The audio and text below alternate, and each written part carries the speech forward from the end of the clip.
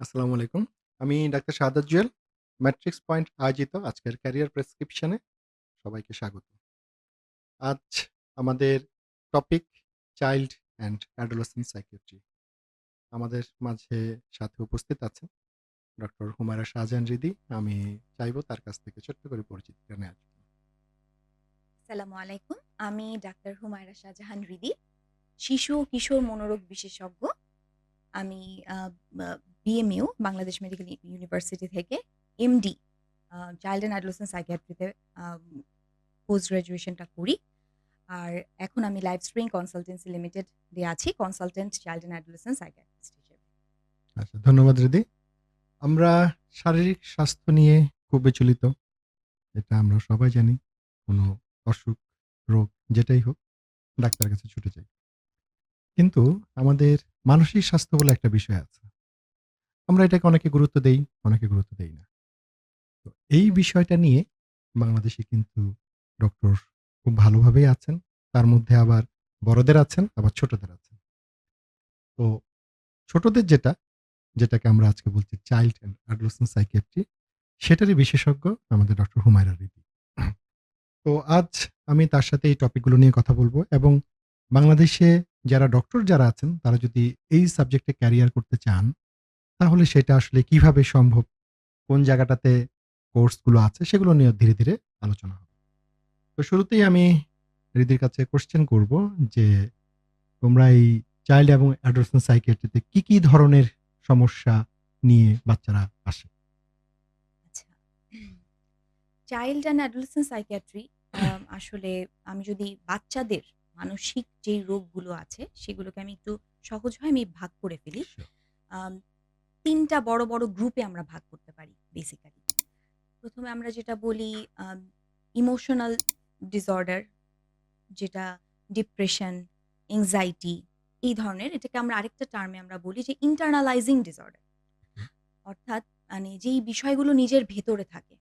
Depression নিজের মধ্যের একটা বিষয়। আম আ এংজাইটি খুব উদ্বেগজনিত রোগগুলো, এংজাইটি ডিসঅর্ডারস। বাচ্চাদের ক্ষেত্রে এই এংজাইটি ডিসঅর্ডারস আ অ অনেক রকমের হতে পারে। যেমন সেপারেশন এংজাইটি ডিসঅর্ডার, মা থেকে দূরে থাকতে পারে না। এটা একটা আচ্ছা, রোগের লেভেলে চলে আসে। ওকে। তারপর আম আ সোশ্যাল এংজাইটি ডিসঅর্ডার। সামাজিকভাবে সে কারো সামনে যেতে পারে না। তারপর আরো সিলেক্টিভ মিউটিজম, ক্ষেত্র বিশেষে বিভিন্ন জায়গায় সে কথা বলছে না। এই ধরনের ওকে। এংজাইটি ডিসঅর্ডারস বিভিন্ন রকমের এই হয়। যে অভিভাবকরা আ বড় সমস্যা ধরতে দেরি করেন, কি, কি ধরনের সমস্যাগুলো আসলে দেরি হয়ে যায় বা আর্লি আসলে হয়তো আরেকটু ভালো ম্যানেজমেন্ট করা যায়? এ ধরনের কি, কি হতে পারে? আচ্ছা।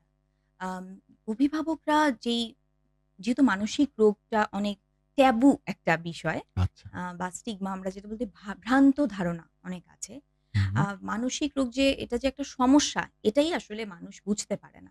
শারীরিক রোগগুলো সহজে বুঝতে বুঝতে পারে। পারে। সো যখন একটা বাচ্চা আ যখন খুব বেশি সিরিয়াস একটা অবস্থায় চলে আসে, যে বাচ্চা একেবারেই বাচ্চার আচরণ নিয়ন্ত্রণ করা যাচ্ছে না।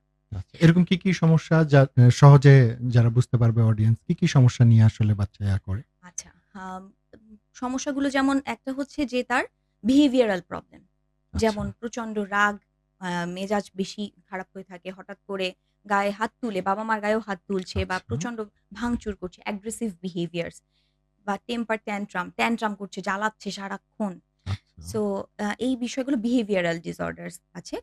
আমরা বলি oppositional defiant disorder, conduct disorder। ওকে। আরো আছে যে স্কুল রিফিউজাল। বাবা-মা বাচ্চা কোনো কারণে স্কুলে যেতে চাচ্ছে না। হুম, বা টোটাল স্কুল অ্যাবস্টিনেন্স, একেবারেই স্কুলে যাওয়া বন্ধ। আচ্ছা। আরো আছে এগুলোরও ভিতরে কোনো না কোনো একটা মানসিক রোগ থাকে। তারপর ওকে। Social isolation. কারো কোনো বন্ধু নেই, কারো সাথে মিশছে না। ডিভাইস অ্যাডিকশন, আচ্ছা। যে মোবাইল তো আসক্তি বর্তমানে ডিভাইস অ্যাডিকশন টাকেও প্রচন্ড একটা কমন একটা প্রবলেম। তো ডিভাইস অ্যাডিকশন বা নিউরো ডেভেলপমেন্টাল ডিসঅর্ডার, যেমন স্পিচের সমস্যা, কথা ওকে। বলছে না। অতিরিক্ত চঞ্চল, অমনোযোগী, পড়াশোনায় একেবারেই মনোযোগ দেয় না। তো এই আচ্ছা। ধরনের বিভিন্ন ধরনের রোগ আছে যেগুলো রোগ তো বুঝে না, এই প্রবলেম গুলো দেখে প্রবলেম গুলো দেখে আমাদের কাছে আসে। নিয়ে আসে।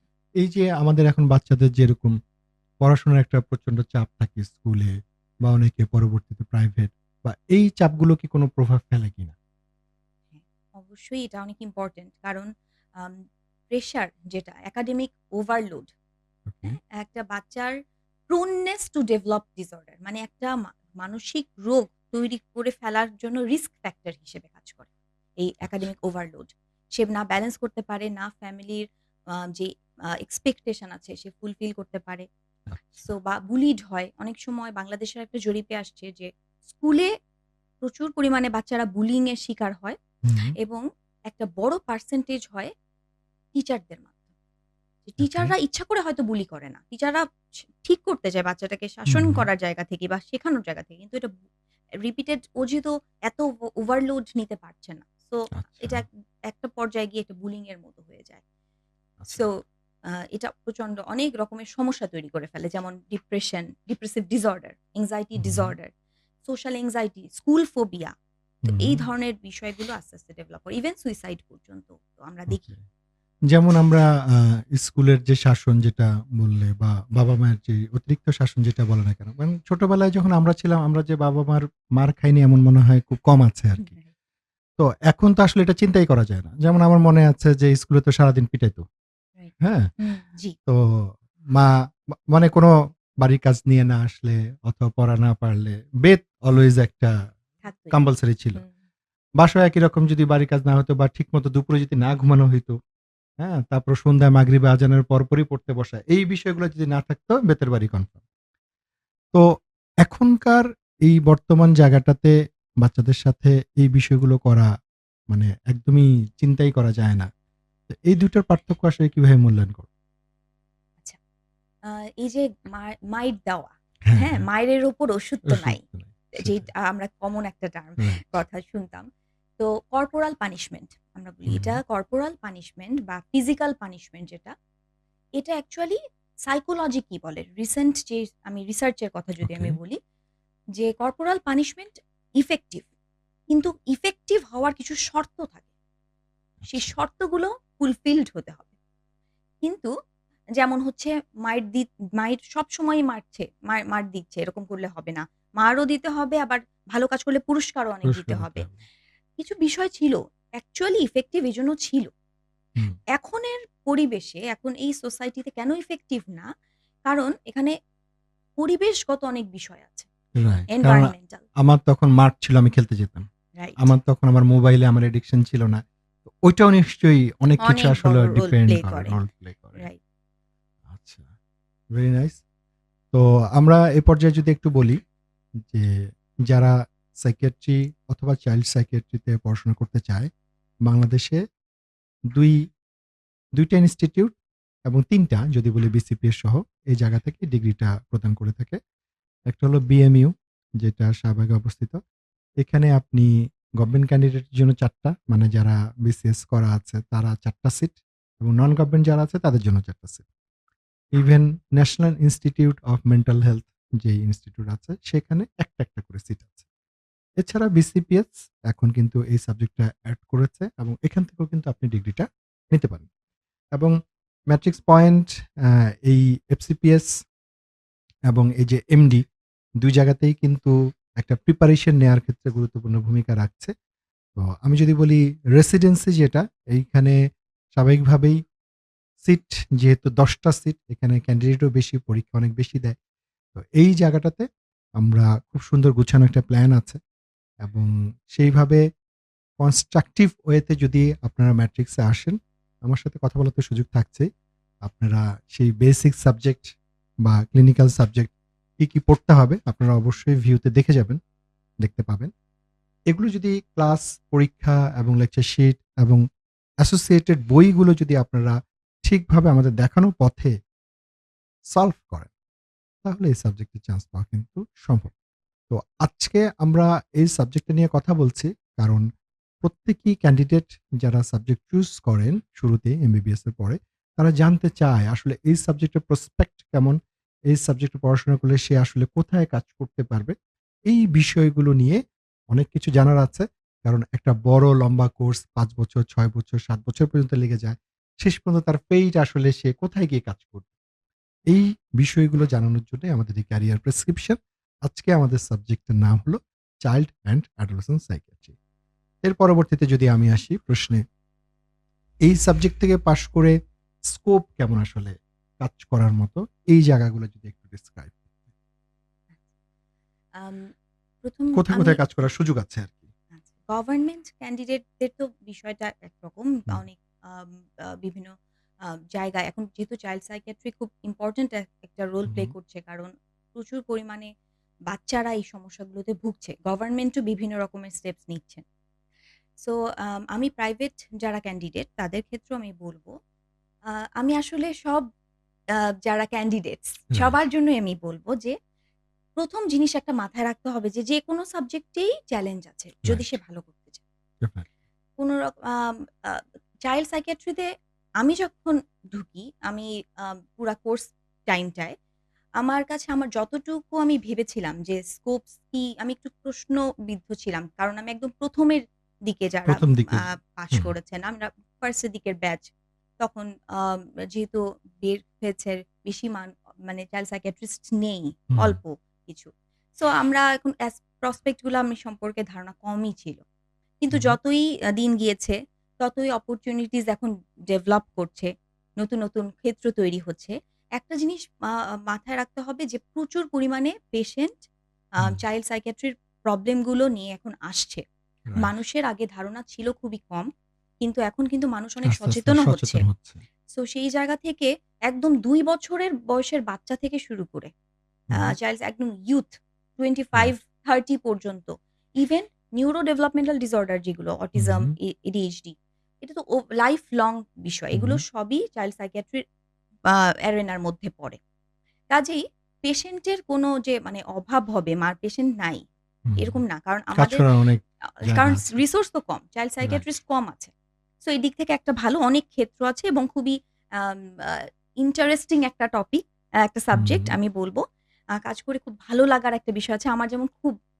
পছন্দের একটা সাবজেক্ট আমি খুব হ্যাপি আলহামদুলিল্লাহ ব্লেসড যে আমি এই সাবজেক্টে এসেছি কিছু এবং করতে ম্যাট্রিক্সকেও আমি পারছে একটু থ্যাঙ্কস দিতে চাই আচ্ছা কারণ ম্যাট্রিক্স থেকেই তো আমি হচ্ছে আমি প্রিপারেশনের প্রিপারেশনটা জায়গাটা নিয়েছি এবং আলহামদুলিল্লাহ তো চান্স পেয়েছিলাম থ্যাংক ইউ রিদি আমাদের ম্যাট্রিক্সের প্রথম দিককার স্টুডেন্ট ছিল সেখানে অত্যন্ত সিনসিয়ার তো অবশ্যই সে কারণেই এমন একটা সাবজেক্ট যেটা একটু ভিন্নধর্মী চ্যালেঞ্জ নিতে পছন্দ করে তো এখন তো আমরা লাস্ট 5 ইয়ার্স পর বুঝতে পারছি সে একজন কনফিডেন্ট সাইকিয়াট্রিস্ট হিসেবেই নিজেকে গড়ে তুলছে তো এরপরে যদি আমি বলি যে এই যে ডিজিটাল বা সোশ্যাল মিডিয়া একজন কিশোরকে আত্মবিশ্বাসের ক্ষেত্রে কতটুকু প্রভাব ফেলে ক্ষতিকর প্রভাব যদি বলতে চাই বা সেটা কিভাবে মূল্যায়ন করব ডিজিটাল যেই আমরা আমরা এখন যদি বলি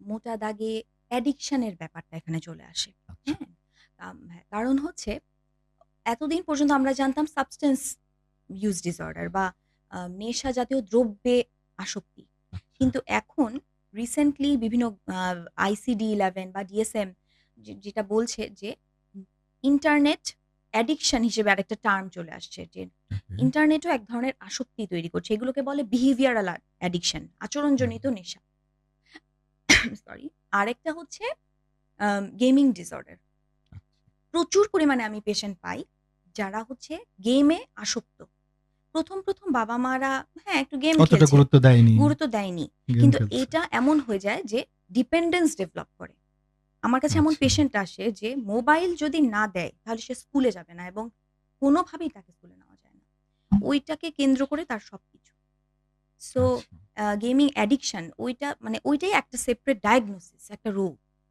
ওকে সো ইন্টারনেট তাছাড়া আরো অনেকগুলো বিষয় তো আছে সাইবার হ্যারাসমেন্ট আছে সাইবার বুলিং বিষয় হুম আছে প্রাইভেসি হ্যাম্পারের বিভিন্ন বিষয় আছে সো বলবো না যে আমি সবই খারাপ হুম কিন্তু প্যারেন্ট হিসেবে বাচ্চাদের সুপারভিশনটা এখানে খুবই ইম্পর্টেন্ট তাহলে আমরা এগুলো প্রিভেন্ট করতে আচ্ছা এই যে কিশোরদের ডিপ্রেশন এটা আসলে কিভাবে বোঝা সম্ভব আচ্ছা এটা ডিপ্রেশনের ব্যাপারে তো আর বাচ্চারা যেহেতু ওদের কগনিশন বা ব্রেনটা টোটালি ডেভেলপ করে না হুম কাজে বাচ্চাদের ম্যাক্সিমাম যেটা হয় ওরা তো বলতে পারে না যে আমার মন খারাপ লাগছে খুব আচ্ছা কমন প্রেজেন্টেশন হচ্ছে ইরিটেবিলিটি খিটখিটে মেজাজ রাগ হয়ে আচ্ছা থাকে খুব মানে অল্পতেই ক্ষেপে যাচ্ছে সো হুম, এটা হচ্ছে মুডটা ওদের এরকম থাকে। নট যে সবসময় মন খারাপ।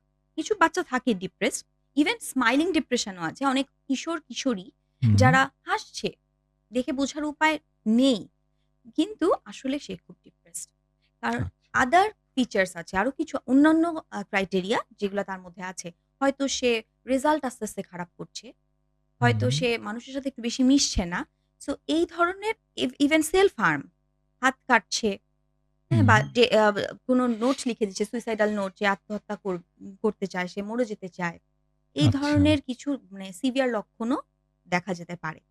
কাজেই ডিপ্রেশন মানেই মন খারাপ ব্যাপারটা ব্যাপারটা এরকম না। এরকম হয় না। আচ্ছা, আমি যদি আরেকটু স্পেসিফিক এ যাই, এই যে তুমি যে কয়েকটা সিম্পটম এর কথা বললে, এদেরকে আসলে কিভাবে তোমরা ট্রিট করো বা চিকিৎসাটা আসলে কেমন ব্যাপারটা? আচ্ছা, ইম্পোর্টেন্ট কোয়েশ্চেন কারণ আম সাইকিয়াট্রিক ডিসঅর্ডার বা মেন্টাল হুম, ইলনেস গুলোর ক্ষেত্রে বাংলাদেশের মানুষের মধ্যে শিক্ষিত, অশিক্ষিত আমি বলব সব ধরনের মানুষের মধ্যে অনেক ট্যাবু আছে তো।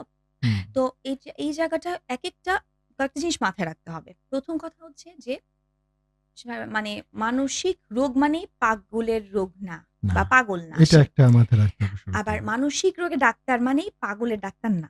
মানে আমি রাইট। পাগলের ডাক্তার না আসলে। আচ্ছা, পাগল টার্মটাই ভুল।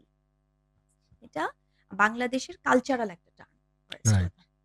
তো সাইকিয়াট্রিক ইলনেস তো ৩ মানে ২ ধরনের হয় মেইনলি। একটা হচ্ছে সাইকোটিক ইলনেস, আরেকটা হচ্ছে নিউরোটিক ইলনেস। নিউরোটিক আচ্ছা। ইলনেস বলতে বোঝায় যে ব্রেইনের আমি সহজ করে হ্যাঁ, মানুষকে বুঝাই সিউর। যে ব্রেইনের আ থিংকিং, চিন্তা, হুম, ভাবনা তারের মধ্যে সমস্যা হয়েছে। এমন করেও সহজ আচ্ছা। করে বুঝাই। যেমন ডিপ্রেশন, এনক্সাইটি, টেনশন, মন খারাপ হুম, এগুলো। ওসিডি। আরেকটা হচ্ছে সাইকোটিক ইলনেস যেটা আমরা মনে করি যে এটাই হচ্ছে মানে সাইকিয়াট্রিক ইলনেস। আচ্ছা। সো যেমন সিজোফ্রেনিয়া, হুম, বাইপোলার মুড ডিসঅর্ডার এগুলোও কিন্তু শিশু-কিশোরদের মধ্যে হয়। ওকে। সবই হয়। তো এখন ট্রিটমেন্টের কথায় যদি আমরা আসি, ট্রিটমেন্ট ডিপেন্ড করে একেকটা অসুখে একেক রকমের ট্রিটমেন্ট। আচ্ছা। আমরা মনে করি সাইকিয়াট্রিস্ট এর কাছে যাওয়া মানেই ওষুধ হুম, এবং ওষুধটা দিলে ওই ওষুধ ছাড়ানো যায় না। হুম, আমরা মনে করি যেটা ব্রেইনটা সারা জীবনের জন্য নষ্ট করে ফেলে। আচ্ছা, এটা আমরা একটা ধারণা। আরেকটা হচ্ছে যে সে আরো পাগল হয়ে যাবে। আচ্ছা। এই এই কয়েকটা ভ্রান্ত ভ্রান্ত ধারণা তাদের ধারণা মধ্যে আমরা থাকে। ট্রিটমেন্ট নিয়ে। আচ্ছা। কিন্তু বিষয়টা আসলে এরকম না। একজন যে চাইল্ড অ্যান্ড অ্যাডোলেসেন্ট সাইকিয়াট্রিস্ট শিশু-কিশোরদের যদি সমস্যা হয়, আমরা অবশ্যই প্রোটোকল ফলো করে চলি, হুম, মেইনটেইন করি। সেক্ষেত্রে অ্যাসেসমেন্ট এর পরে হুম, সেখানে আসে যে নিড বেসড কোনো ক্ষেত্রে ওষুধের রোল থাকে। সেটাও একটা বয়সের পরে কিছু সিম্পটম এর উপর ভিত্তি করে আমরা দিই। আবার ওকে। কাউন্সেলিং এর বিষয় আছে। কাউন্সেলিং সম্পর্কেও আরেকটা ভ্রান্ত ধারণা যে সব কাউন্সেলিংই এক। ও তো এখানে কাউন্সেলিং করেছেই। যে কেউই আচ্ছা, কাউন্সেলিং দিতে পারে। বিষয়গুলো এরকম না। আচ্ছা, কাউন্সেলিং অনেক রকমের হয়। এগুলো হচ্ছে সাইকোথেরাপি বলি আমরা। আচ্ছা। সো এটা বাচ্চার সমস্যা বুঝে, রোগ নির্ণয় করে, তার উপর ভিত্তি করে ওষুধ এবং কাউন্সেলিং যেটা যার যেটা লাগবে প্রয়োজন। এবং প্রয়োজনে প্যারেন্টিং, ফ্যামিলিকে ইনভলভ করা, হুম, ইভেন স্কুলকে ইনভলভ করা। এটা বৃহত্তর লেভেলে চিকিৎসাটা অনেক সময় চলে আসে। আচ্ছা। এই চিকিৎসাগুলো তোমরা যেগুলো দিচ্ছ, এটা আসলে রেসপন্সটা কেমন পাচ্ছ? সেটা কেমন হয়? আচ্ছা, যেমন যেই বাচ্চাটা মোবাইল ছাড়া স্কুলে যেতে চাচ্ছে না, রাইট। তার ক্ষেত্রে এরকম একটা তুমি যেভাবেই দাও চিকিৎসা, এটা আল্টিমেটলি রেসপন্সটা কেমন আসে? যেই বাচ্চাটা মোবাইল ছাড়া স্কুলে যেতে চাচ্ছে মানে যেকোনো একটা যেকোনো একটা সাইকিয়াট্রিক ইলনেস যদি আসে, সমস্যা। ১ম কথা হচ্ছে রোগটা নির্ণয় করতে হবে খুব ইম্পোর্টেন্ট। অনেক সময় মোবাইল ছাড়া স্কুলে যেতে চাচ্ছে না। আমি যদি একটা এক্সাম্পল একটা দিই এক্সাম্পল। যে ওকে অ্যাসেসমেন্ট খুব ইম্পোর্টেন্ট। আমি মোবাইল ছাড়ানোর অনেক পদ্ধতি অবলম্বন করলাম। কিন্তু সাইকিয়াট্রিস্ট এর কাছে গেলাম না। অনেক হুম, সময় আমরা দেখি যে, যে বাচ্চাটার এই প্রবলেমটা হয়েছে তার পিছনে আরেকটা কারণ আছে। আচ্ছা, মিসড ডায়াগনোসিস হয় খুব বেশি সাইকিয়াট্রিতে। কারণ মানুষ তো সাইকিয়াট্রিস্টদের কাছে সহজে আসতে চায় না। মূল রোগ হয়তো ওর অটিজম আছে। অটিজম বলতে আমরা মনে করি যে যেটা ধারণা করি হুম, অটিজমের অনেক রকম আছে। অথবা আচ্ছা, ওর হয়তো সোশ্যাল এনক্সাইটি ডিসঅর্ডার। ও মানুষের সাথে মিশতেই পারে না। ওর রিক্রিয়েশন আসবে কোত্থেকে? ও মোবাইলটা দেখে। এটাই ওর আচ্ছা। ওয়ে অফ এটাই ওর রিক্রিয়েশন। সো ১ম স্টেপ হচ্ছে হুম, অ্যাসেসমেন্ট। অ্যাসেসমেন্টটা যদি ঠিকমতো করা যায় হুম, তাহলে ওই রোগটা এবং ওর সাথে রিলেটেড রোগগুলো নিয়ে আমরা ট্রিটমেন্টটা করি। এবং ট্রিটমেন্টের ক্ষেত্রে আমাদের মাথায় রাখতে হবে এটা ম্যাজিক হয় না আসলে। যেমন একটা ডেঙ্গু আচ্ছা, আমি এক্সপেক্ট করি যে এতদিনে ভালো হবে। সাইকিয়াট্রিক ইলনেস গুলো একটু সময় লাগে। কিন্তু ডিপেন্ড করে রোগটার উপর এবং কোন সিভিয়ারিটিতে আছে। সময় দিতে হবে। সময় দিতে হবে এবং প্রকৃত জায়গায় ডায়াগনোসিস হতে হবে। মিসড ডায়াগনোসিস হলে হবে না। হয়তো ওর রোগ আছে ২ টা। কিন্তু আমি একটা আচ্ছা, নিয়েই ম্যানেজ করার চেষ্টা করছি। এজন্য একটা ইন-ডেপথ অ্যাসেসমেন্ট আচ্ছা। খুবই ইম্পোর্টেন্ট একটা প্রগনোসিস এর জন্য। আমরা অনেক সুন্দর, সুন্দর কথা শুনছি। তো যা বলছিলাম আমাদের আ এই সাবজেক্ট নিয়ে যেটা এমডিতে ফ্যাকাল্টি অফ মেডিসিন এর আন্ডারে এই সাবজেক্ট যারা পড়তে চান, যেটা প্রিপারেশন নিতে চান, আপনারা বিস্তারিত জানার জন্য নিচে স্ক্রলে যে হোয়াটসঅ্যাপ নাম্বারটা থাকবে সেখানে আপনারা অবশ্যই যোগাযোগ করবেন। যেটা আপনাকে শিডিউল সহ পরীক্ষাটা যেহেতু নভেম্বরে হয়ে থাকে, সেই জায়গায় আপনাকে ডিটেইলসটা পাঠিয়ে দেওয়া হবে। আমরা হৃদির কাছে প্রশ্ন করব যে শেষ দিকে চলে এসেছি যে অভিভাবক যারা আছেন তাদের উদ্দেশ্যে কয়েকটা স্পেসিফিক কথা যে বাচ্চাদের উপরে তারা খেয়াল রাখবে, এই জাতীয় কিছু পরামর্শ দেওয়ার জন্য হ্যাঁ, অনুরোধ জানাচ্ছি। খুব ইম্পোর্টেন্ট কারণ আমিও অভিভাবকদের জন্য বলব, ১ম বিষয়টা হচ্ছে আপনাদের একটা মানসিক রোগ হওয়ার আগে একটা সময় থাকে।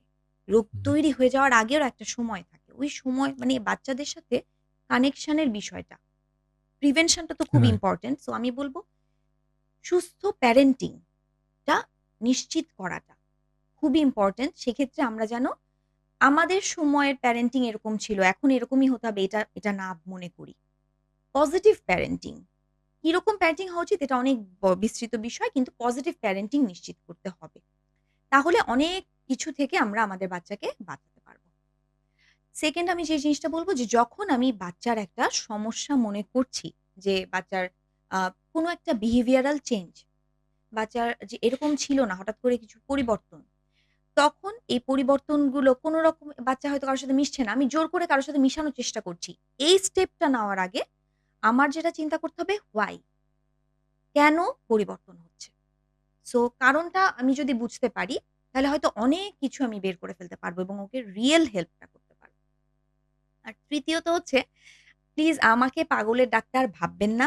আর মানসিক রোগকে পাগলামি মনে করবেন না। এই ট্যাবু থেকে আমাদের এখন বের হয়ে আসার সময় হয়েছে। সো আমরা ভয় পাবো না।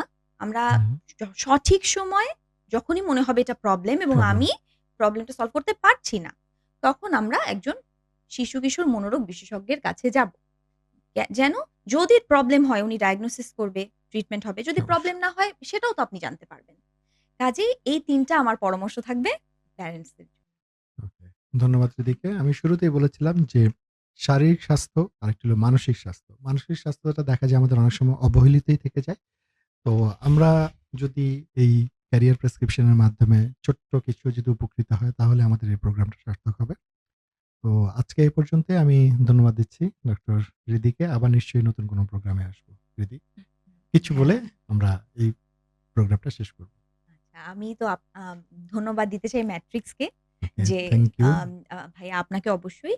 কারণ এই সাবজেক্টটা অনেক আম ট্যাবু নিয়ে একটা রাইট। আছে যে সাবজেক্টটা। খুব প্রয়োজন অ্যাওয়ারনেস এর। তো আপনি এটাকে ইম্পোর্টেন্ট মনে করেছেন। থ্যাংক ম্যাট্রিক্স ইউ। এটাকে ইম্পোর্টেন্ট মনে করেছে। আমাকে ইনভাইট করেছেন। এটার জন্য অনেক ধন্যবাদ। ম্যাট্রিক্স এর জন্য অনেক ভালোবাসা। অনেক ধন্যবাদ।